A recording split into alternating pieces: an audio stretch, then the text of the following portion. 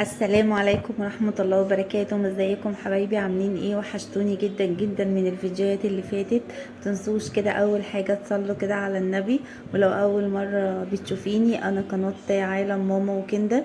يا ريت تشرفيني وتشتركي في القناة وتحطوا اللايكات اللي طبعا بتديني كل فيديو حماس اكتر ان انا اقوم واعمل لكم فيديوهات وروتينات.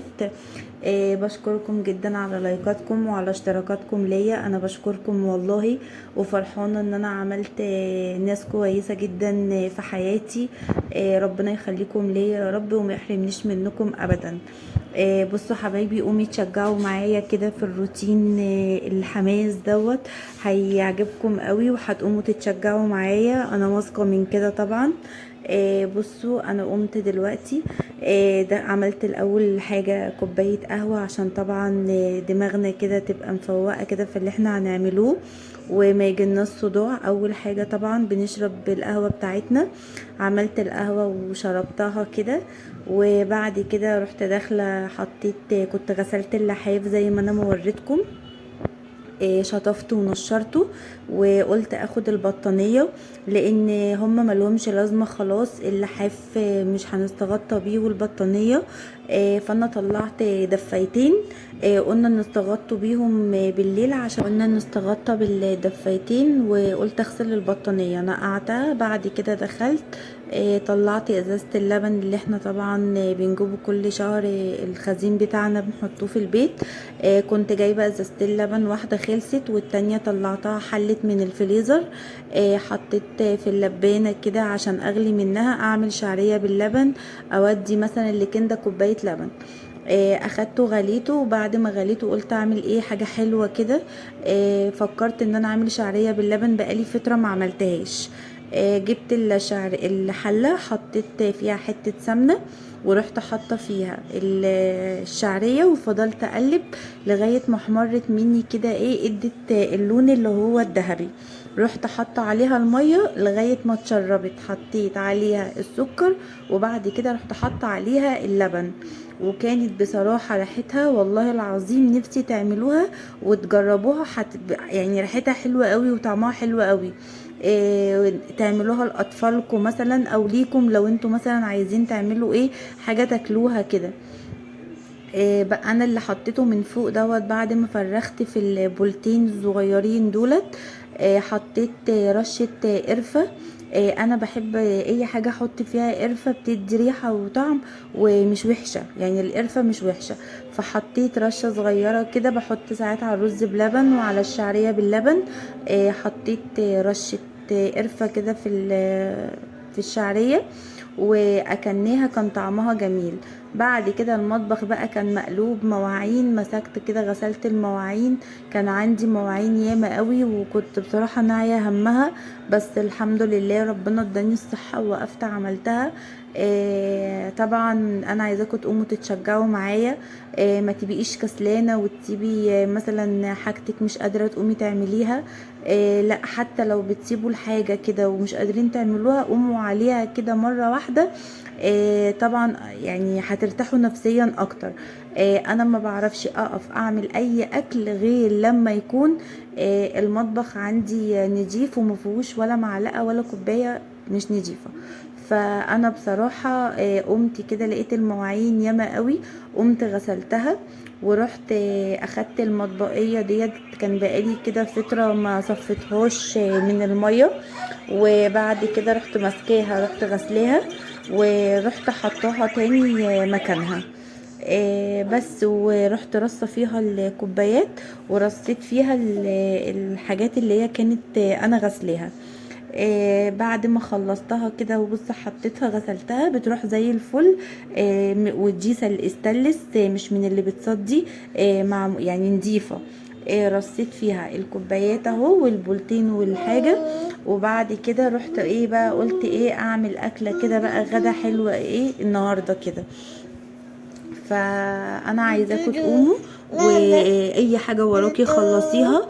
وطبعا بالنسبة للبطاطين واللحفة والحاجات ديت عايزاكم ما تكسلوش تخلصوها، لان كل سنة وانتم طيبين. هتبصوا تلاقي العيد قرب. مفيش حاجة تبقى متكومة عليكم او ضغط عليكم انك انتوا تتعبوا من غسيل السجاد والبطاطين وكده، لان في ناس كتير في العيد الصغير ما عملتش حاجة، لان كان الجو يعني شتاء وكان الجو ساقع. فطبعا كله هيعمل في العيد الكبير كل سنة وانتم طيبين. فطبعا قوموا كده تشجعوا، وقوموا اعملوا كده، شوفوني بعمل ايه واعملوا زيي، هتلاقوا نفسكم خلصتوا كل اللي وراكم ومفيش اي حاجة تعبتكم خالص. بعد ما غسلت المواعين خلصتها خالص وغسلت الحوض، رحت غسلت الرخام. طبعا ده اساسي، انتوا عارفين ان انا بحب اغسله. الرخام كله انا غسلته اصلا، بس انا مسرعه الفيديو عشان الفيديو ما يبقاش عليكم طويل يعني اكتر من كده.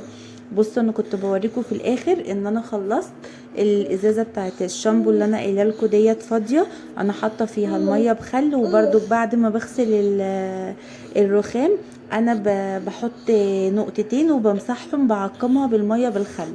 بعد كده قلنا بقى ايه، عايزين نعمله غدوه حلوه.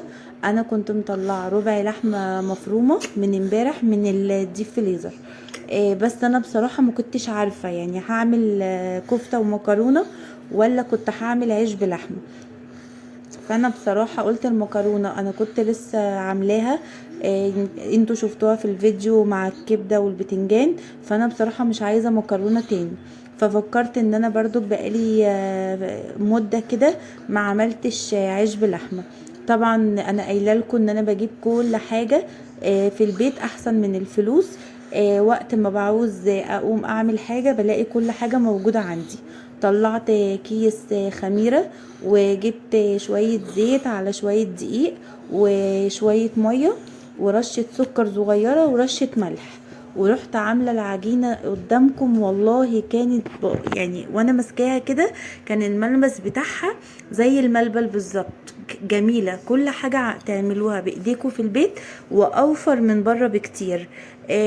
طبعا انا عارفة ان انتوا شاطرين واشطر مني، بس انا بقول لكم يعني بجد والله على نصيحة، اعملي كل حاجة في بيتك. فرحي جوزك، فرحي ولادك. اي حاجة انت هتجيبيها وهتحطيها في البيت ممكن تكوني محتارة في الاكل. ولادك مثلا يقولوا لك مثلا يا ماما قومي اعملي، احنا نفسنا مثلا ناكل عيش بلحمة او عيش بصدق او اي حاجة، يبقى كل حاجة موجودة عندك في البيت. بدل ما انت الحاجة ممكن تكسلك انك انت ما تعمليش حاجة. فانا عملت العجينة اهو زي ما انتم ما شايفين. كانت والله انا فرحانة ان كانت يعني الحاجة بتطلع حلوة. مش ان انا بعمل مثلا الفيديوهات الحاجة مثلا كشكل او طعم وريحة، مفيش، لا، كان طعمها حلو. وانا هوريكم في اخر الفيديو وانا بقطع العيش بلحمة كان عامل ازاي. جبت ربع اللحمة، حطيت عليه البصل اللي احنا كنا مفرزينه دوت. طبعا انا قايله لكم طبعا على بيتفرز ازاي، وقايله لكم ان ما تعصروش قوي عشان ما يبصوا. خليه يكون كده حبيبات. طلعت كيس من البصل، يعني مش شرط تخليه حل، اصلا هو هيتقطم معاكي لان وانتي بتحطيه في الكيسه اول ما بتضربيه في الكبه انتي بتحطيه كده على الرخامه، بتطبطبي عليه كده، يعني ايه، بتخليه ان هو بيبقى رقيق. لو تخين مش هيتقطم معاكي. اخدت حته بصلايه على البهارات الكيس دوت. انا كنت جايباه وانا بجيب حاجات افتكرت ان انا اجيبه اللي هو بهارات الكفته بتاعت الخلطه بتاعت الكفته. رحت حاطه شويه، ورحت حاطه رشه ملح صغيره ورشه فلفل اسمر، انا مش عايزاه حامي عشان خاطر برضو باكل منه كنده. ورحت عملتها كده، عجنتها البصل مع اللحمه. وبعد كده رحت زي ما انتوا شايفينه انا كورته كده حتت عشان اخد منه وافرده على العجينه. سبت العجينة طبعا لما تخمر، قلت ايه اعمل حاجة حلوة. طبعا انا ما عنديش اي حاجة غير الفراولة اللي انا مفرزاها.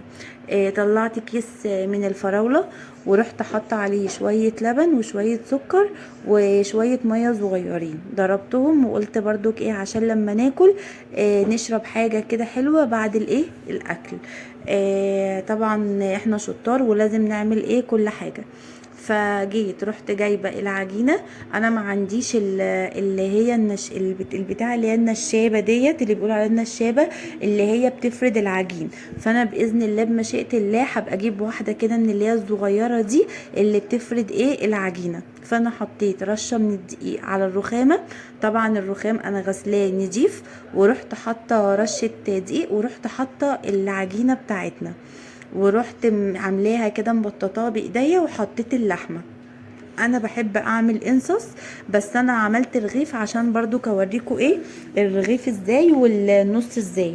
الرغيف انا بحط رغيف فوق رغيف، والنص انا بعمل حتة العجينة بفردها، وبعد كده بحط عليها حتة اللحمة وباجي تانياها عشان خاطر يعني ايه تعمل معايا نص رغيف. رحت انا دلوقتي عايزه اعمل رغيف اهو. انا زي ما قلت لكم ما عنديش اللي هي اللي بتفرد العجين، فلازم نتصرفوا طبعا لو ما عندناش حاجه. رحت كده فرديها كده بايديا، وحطيت الرغيف فوق رغيف، وعملته كده تنيته كده لميته من الحرف، ورحت حاطه كده عليه رشه زيت عشان يدي لون.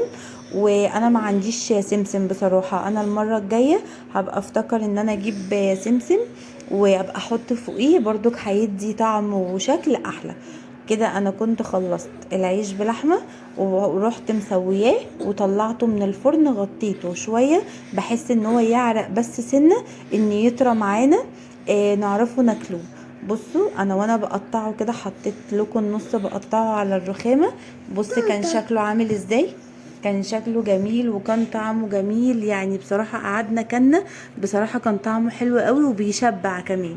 بصوا انا كده كنت خلصت كده، وتفضل معايا كمان حتة لحمة. ممكن بقى بكرة افكر اعملها مثلا صينية مكرونة بالبشاميل.